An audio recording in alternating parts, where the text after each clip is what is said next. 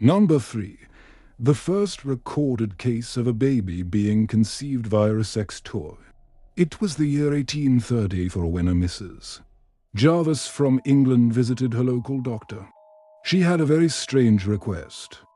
She wanted to become pregnant but couldn't find a suitable partner.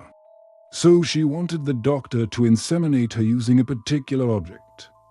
The doctor, after much convincing, agreed to help her out. He inserted a silver probe with a head like a mushroom into her vagina. It was basically a dildo. Mrs. Jarvis became pregnant and gave birth to a healthy baby boy 9 months later. This bizarre story was published in the American Journal of Obstetrics and was the first documented case of a baby being conceived with the help of a sex toy. Mrs. Jarvis's baby might have been one of many.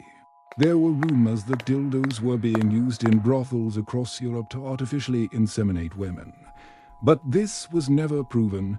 2. The Hook Man. Between 1880 and 1920, terror gripped the city of New Orleans. A mysterious killer was stalking the streets, attacking young women and hooking them to carriages with meat hooks. The victims were usually African American prostitutes, and the attacks happened in the same impoverished neighborhood where the killer lived.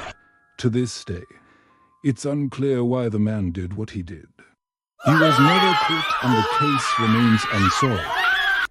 What we do know is that the killer was most likely a former hatter named Joseph, indicted for the murder of his wife. He had mutilated her body after killing her, displaying a disturbing fascination with body parts.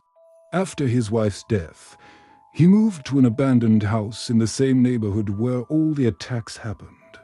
He would lure his victims into his house with promises of money or drugs, then take them to an outhouse in the backyard and hook them to carriages using a meat hook. The killer was never caught, but the legend of the Hook Man lives on in New Orleans. No. 1. The reason why mummies are wrapped in bandages. Most people think that ancient Egyptians wrapped mummies in bandages to help preserve their bodies after death, but this isn't true.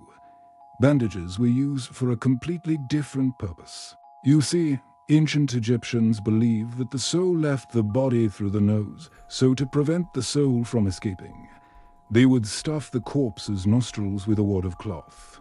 They also put a small cloth bag filled with dried natron, a naturally occurring salt, under the deceased person's tongue to keep the body from decomposing. These days, scientists are able to use more advanced methods to preserve human remains. But back in ancient times, they had to make do with what they had. Thanks for watching. If you want more horrible history, stay tuned.